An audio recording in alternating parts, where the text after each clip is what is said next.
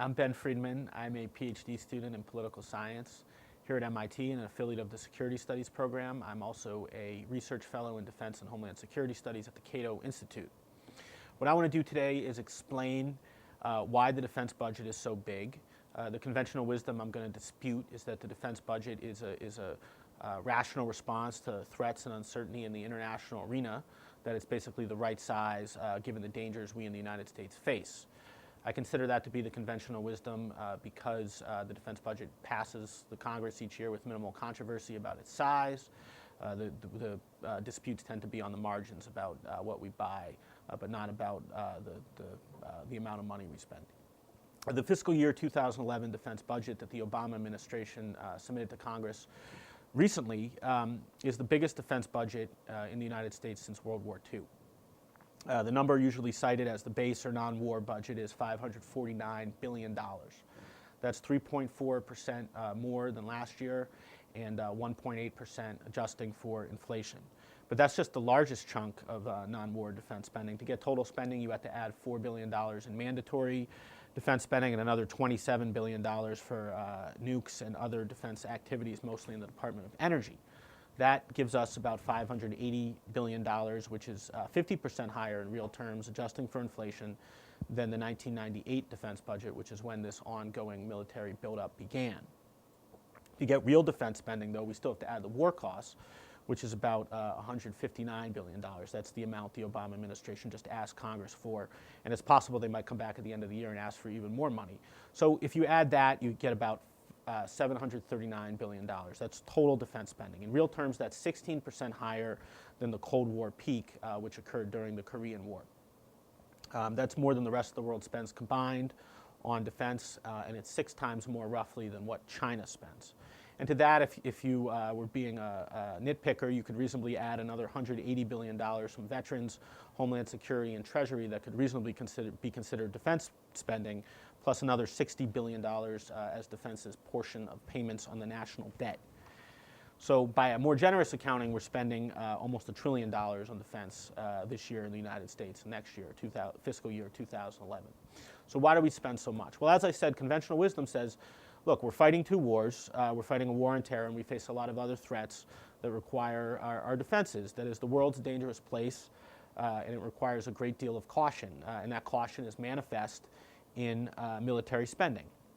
Well, obviously, I don't agree with that, so let me say why. Let's start with the wars. They're only about 20% of the total defense spending, and so we have this other 80% that we need to account for, and that's been growing plenty over the last decade. So what about the idea that we're just balancing against threats that are out there? Now, obviously, I can't debunk thoroughly the idea in a few minutes that we're just balancing against all the threats that are out there for us, but I'll just make a few points to that end. With nuclear weapons and favorable geography, the United States would be quite safe with minimal spending, far less spending, and a restrained military posture. Invasion and civil war, which are the troubles that traditionally justified militaries, are unthinkable in the United States. Most of the dangers we face come because we inject ourselves into foreign trouble, and they're actually avoidable. But we've been taught otherwise in the United States. We've been told that a variety of serious threats menace our shores, and that our security requirements are now so broad that they're practically synonymous with the success of liberal government and political stability in most corners of the world. So the specific threats that we're supposed to face are rogue states, potential great powers, and terrorists. So let me say a couple words about each of them in turn. The remaining rogue states, so to speak, are North Korea, Iran, and maybe Syria. They collectively spend about 1/60th of what we in the United States do on defense. None are physically capable of attacking the United States, except maybe North Korea with no-dong missiles that could reach Hawaii. None now even has the military capability to conquer neighboring states. None is crazy enough, I argue, to attack the United States. Iran's leaders are awful, but evidently not suicidal. Since the Iranian Revolution, internationally, they behave like other states, which is not to say they behave well, but they're not outside the norm of what we see if we look at history, if we look at China after their revolution or the Soviet Union in its early days. The next menace that we're told justifies our defense budget are great powers, or as they're called in defense jargon, peer competitors, potential peer competitors. That means China and Russia, but they're actually far from being our peers. China is today really no match for our military. Its investments on its military go towards territorial defense, starting with its army, the PLA. It's true that its wealth creation has allowed it to spend far more on everything, including defense. So China may be able to challenge, the American military decades down the line if the economic troubles it's having, along with other countries, and demand for social spending don't derail it. But there's several reasons why that possibility down the road shouldn't justify high military spending for the United States today. Even if China becomes a great military power, we have little reason for a dangerous rivalry with it, akin to the Cold War, because first of all, we have no big territorial dispute with it. The Cold War in large parts was about Western Europe. It was largely about how Germany was going to, the political path Germany would take. We have no like dispute with China today, other than Taiwan, which I argue is a problem only insofar as we claim to defend it. We no longer have an ideological conflict with China or Russia. Both retain pretty odious political systems, but they no longer defend themselves intellectually. They're out of the revolution export business. As for Russia, whether or not it wants its empire back, it lacks the capability to get it. Its gross domestic product is now, the last time I checked, it was around the size of Portugal and Italy's combined. It has plenty of nukes, but those are not very useful for offensive military adventures. They're good for deterrent, for defense. And Russia is really a second-rate military power now that poses little threat to the European Union, which now has a collective GDP bigger than that of the United States. And therefore, the EU has the capability to defend itself. Russia may be a threat to its near abroad, to Georgia and Ukraine, but that shouldn't justify U.S. defenses of those countries. While we might sympathize with them, the costs of defending them, I think, badly outweigh the benefits of doing so. What about al-Qaeda terrorists? Well, I believe that their capability to harm us has been massively overrated in the media and in most commentary in the United States. I think they're less like the global supervillains they're normally portrayed as than like 19th century anarchists or early 20th century anarchists, transnational troublemakers who can cause a lot of harm and problems, but I think al-Qaeda is likely to flame out in similar fashion over the next decade or two because their ideology is so noxious and violent. And it's not surprisingly, it's been losing popularity across the Muslim world for the last couple years, in spite of our wars in the United States that we've prosecuted in the last few years, which seem to support, I think, the propaganda point, the terrorist propaganda point that the United States is at war with Islam. But even if you disagree with me that terrorists are overrated, it's not obvious that terrorism is principally a military problem as opposed to one handled best by intelligence and policing. Of course, our conventional force structure, our military forces are going to be needed extensively for counterterrorism if you believe, with most of the U.S. national security establishment, that counterterrorism requires counterinsurgency. The idea here is that to be safe from terrorism, we need to fight a series of counterinsurgency campaigns, or at least assist in them, to stabilize failed states, lest terrorists gain haven there.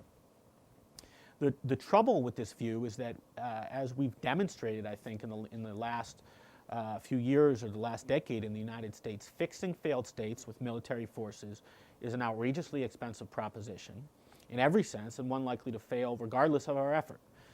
Moreover, the theoretical link between failed states and terrorism is actually quite weak. I think Afghanistan and Yemen are sort of exceptional. In most cases, failed states produce a lot of internal violence and misery, but little really relevant to U.S. national security unless we get involved. So I think we could stay out. As political scientists like Robert Pape argue, evidence suggests that failed states, trying to fix failed states with occupational military forces makes the occupier a target of terrorism rather than preventing terrorism against the occupier. Another sort of more academic argument for our military size is that we should provide security for all, for the whole world, shielding states from geopolitical competition, which is said to hurt us in the United States, either by causing those nations to arm more heavily, growing into rivals that challenge our power, or causing wars between those states that potentially mess up trade and hurt us economically. This is the strategy of primacy or hegemony, and it's accomplished theoretically by having a large military which is deployed globally, and it's accomplished by a string of military alliances around the world. And to me, this both overestimates our ability to stabilize the world and the trouble that results if instability does occur. In most cases, especially in the Middle East, or at least in many cases, our military is either useless in the face of instability or provocative enough to cause it because of nationalism.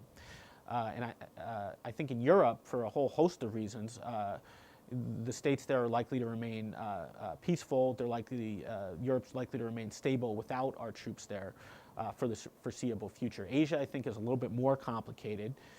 I think pulling our troops from Japan would cause Japan to militarize more, maybe spend a little bit more on its more than 1% and a little bit more than it now spends on defense, and that could cause some added spending in China. It might even cause Japan to develop nuclear weapons, but I don't think there's good reason to assume that that would cause a war between those states rather than a stable balance of power. Now, we sometimes hear that U.S. military hegemony is needed because globalization has increased our dependence on overseas suppliers. But actually, the knitting together of markets, which we refer to as globalization, actually lessens the need for global military forces or global military deployments because it increases supply options. So trouble in one spot that threatens a producer of some good that we consume or some component that we need in something we consume simply allows another producer to step in, and consumers barely notice the disruption. This is importantly true of oil. Because oil is a global commodity, disruptions in one location tend to cause market adjustments elsewhere. And that lessens the need to prevent disruptions downstream with troop deployments. And so that basically undermines the whole theory of U.S. military deployments to the Middle East, which are justified to keep oil cheap. The primacy or hegemony view also ignores the fact that our dominance produces rivals and draws us into potential conflicts. Our military posture in Asia may drive China to increase its military spending, and it causes smaller states that have bad relations with us, like North Korea, to develop nuclear weapons, which obviously is the cause of our proliferation concerns. There's other reasons North Korea develops nuclear weapons, largely having to do with South Korea, but I think we're one cause of it. Our presence is one cause of their desire to protect themselves that way. Supremacists also ignore the trouble that our alliances cause us. We formed our Cold War alliances at the start of the Cold War because of a concern about the balance of power. Now, that condition disappeared long ago. It disappeared far before the Cold War ended. But now our alliances have become something different. They become sort of perpetual security subsidies, and I think they become actually worse than useless. They waste our money by heightening our defense commitments. We have to spend all this money based on this proposition that we might defend the Western Europeans or the Japanese or the South Koreans, and they drive up our force structure requirements. And they also threaten to drag us into wars that need not involve us. So the New Deal with our alliances is that we agree to defend our allies and they agree to let us. So I think all our allies in South Korea, in Europe, in Japan now have the capability, the wherewithal, the economic wealth to protect themselves, and we should let them. And I think our relations with them will be fine without military alliances. We don't need military alliances to have good relations with Japan or Germany. Trade and diplomacy will be sufficient. I'm going to just mention three sort of wonky kinds of reasons why our defense budget has grown so much of late, which are sort of decisions about the allocation of our defense resources that have maybe unintentionally caused pressure for cost growth in the Pentagon. The first one of those three is increased pay and benefits. Compensation per service member has almost doubled in the last decade as a result of legislation and the political climate it reflects, which is who's going to vote against the pay increase for soldiers in the middle of a war. These people are risking their lives and they deserve to be well compensated, and you can't argue with that. Healthcare costs of service members and their dependents have also grown rapidly of late, faster even than in the rest of the economy as a result, again, of the provision of greater benefits. That's true for people in service and for retirees. DoD's healthcare costs have grown from $20 billion in 1998 to $47 billion in 2010. So we're seeing increased costs of manpower in the Pentagon, and these added costs have squeezed the money needed for new weapons, and that causes advocates of procurement in the military services and the congressional districts around the country where weapons are made to push for higher top lines in the defense budget because they know personnel is untouchable. So to grow their slice of the pie, the part of the pie that they're concerned about, they know they have to grow the whole pie. The second reason for cost growth within the Pentagon is the growth and complexity of weapon systems. Ships, aircraft, even things like radios and trucks have gotten more complex. For example, the unit flyaway cost, the total cost for one F-35 fighter jet, which is the fighter that we're now procuring, is about $90 million. That's about 3 times the cost in real terms, adjusting for inflation, of the F-16, the fighter that it's mostly replacing. The third reason for cost growth within the Pentagon is the absence of real trade-offs or choices among defense means. The Secretary of Defense talks a lot about the trade-offs that he's forced on the services, on the military, to make it focus more on winning the sorts of wars we're in, on the counterinsurgency campaigns we're fighting in Iraq and Afghanistan and wars like them. But the budget that he sends to Congress shows only limited sacrifice to this purpose. We're still spending a ton of money on the big wars that he claims we're sacrificing to get better at counterinsurgency. Now, to be fair to the Secretary, his ability to make hard choices is limited. The budget is really made by the services along with the 4 defense committees in Congress, the appropriators and authorizers in both houses. And real reduction in any area of the budget, from the Secretary's perspective, requires a big fight with some of those people. A brawl, really, with one service or part of it and a chunk of Congress. And we have seen some money move into areas designed for counterinsurgency campaigns, ground forces, helicopters, UAVs, intelligence, special operations, and the like. But these changes seem to have come not at the expense of other capabilities, but by adding money to the overall pot. So today, instead of hard choices, we have a defense budget that seems to be a bit of everything. And this is clear even from the sort of vacuous strategy documents that are supposed to explain our defense budget, like the recently released Quadrennial Defense Review. We have a defense budget that tries to do everything. I think our defense planners suffer from what I would call strategic incontinence. They envision the U.S. military as a tool to contain China, transform failed states so they resemble ours, chase terrorists, keep oil cheap, democratize the Middle East, to protect European, Asian, and Middle Eastern countries from the geopolitical competition that would cause them to develop military power independent of ours, popularize the United States via humanitarian missions, respond to natural disasters abroad and at home, secure the seas, space, and the internet, and now even do something about global warming. Now, the forces needed to accomplish this litany of aspirations can never be enough. So we need more of everything and higher defense spending. So that lack of trade-offs is a cause of higher defense spending. And the last part of my talk is address why we're not forced to make more trade-offs. Why do these ideas about all the things that our military does, which I've said don't really make sense, why do these ideas succeed? Why do they go largely unchallenged in the United States? Now, my view is that the United States has become more militaristic in the last several decades, maybe even the last century, because we had the opportunity, because of our relative power, to develop global defense commitments, and that caused us to institutionalize interests that benefit from teaching the public, the U.S. public, these ideas, this kind of ideology that justifies a big defense budget.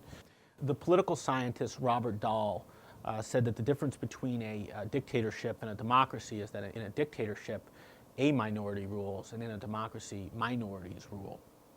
Which is to say that what governs outcome in democratic politics is less the public interest than the relative strength of particular interests. So there's this sort of tyranny of the status quo, where institutions that began in response to external conditions survive once these conditions disappear, because they've generated interests that sell ideas to protect themselves. And I think defense politics is particularly prone to this problem, because the entities that benefit from the provision of defense are also where we get our ideas about defense. They teach us about our security and what it requires. And I think this situation results from international and domestic factors. We have so much relative power in the United States because of our wealth, and so great a margin of safety because of geography, that we can have an ideological or luxury foreign policy. But politicians who embrace this sort of mission tend to justify it not only as an ideological crusade, but as a security requirement. because that sells better. So you tell people that they're directly threatened in order to justify a policy that you maybe support primarily for ideological reasons. Iraq is an example. The Bush administration sold it not just as something that we should do because it would help spread liberal values, but as a direct security requirement for the United States. And that bait and switch, which happens, I argue, all the time in U.S. foreign policy, helps perpetuate the idea that there are many great threats to the United States. Also, the Cold War left us with a large set of interests or institutions that benefit from high defense spending. Those concentrated interests are the military services, which help us interpret threats and have great credibility in the public opinion, and the contractors, in particular their employees and their congressional representatives who tend to go to the congressional committees that make decisions about our defense budget. Because it serves them electorally to extract jobs. So that's sort of this military-industrial complex idea, which is not a conspiracy, but just a set of interests that benefit from high defense spending. Then you have the two-party system, which reflects this set of ideas about military spending because the median voter, who they have to appeal to, has sort of learned these ideas over time. So we're left in the United States without a dovish party. The two parties sort of compete to be hawkish. And politicians seeking national office tend to reflect, particularly politicians who are running for president or trying to be prominent nationally, reflect these party lines, as do analysts, which is very important because analysts hope to work, many analysts in Washington, D.C. hope to work for a president or something like that, so they have to sort of reflect the party lines. If the parties are overly hawkish, so are ambitious analysts. I'm not saying that people are lying about threats or that they're in some sort of conspiracy to trick us. I'm just saying through the pursuit of their own parochial interests, military organizations and those who benefit from their spending, just by pointing out the threats we face rather than their probability, produce a somewhat cacophonous but still loud chorus that convinces us, the American public, that threats are great and that the national interest requires great defense spending, heavy defense spending. And on the other side, the people who have an interest in restraining defense spending, there really is no other side, as former Secretary of Defense Les Aspin once said. The strong interests hurt by high military spending are few. And that's caused, I think, by the end of the draft, which was a good thing. I don't think we should have a draft. But it prevents people from having a really strong personal interest in saying we should spend less on defense. Another force preventing the formation of competing interests is deficit spending, which prevents competition among priorities within the government. And so, you don't have people who want to spend more on health care necessarily saying, well, we need to spend less on defense, and therefore going after the arguments that justify defense spending in order to free up money for health care. So without competing interests, you get no real marketplace of ideas, to use the famous John Stuart Mill phrase, and bad ideas survive, and I think one of those that survives is all these ideas that justify our high defense spending. So I think that's how you get a policy that sort of, to me, is irrational.